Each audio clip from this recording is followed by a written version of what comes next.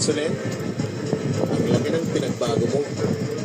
Hindi ka na yung tulad ng dati ng cheerful sa trabaho because pagkatama sa itsura mo, nahagad ka. So then, tatapatin na kita. Maobserbahan ko sa'yo sa lahat ng teammates natin. Kaya ko lang yung iniiwasan mo. Bakit? May problema ka ba sa akin? Ano ka ba? Maya-maya ay bigla niya akong diniretsa nang mapansin niyang nananahimik ako.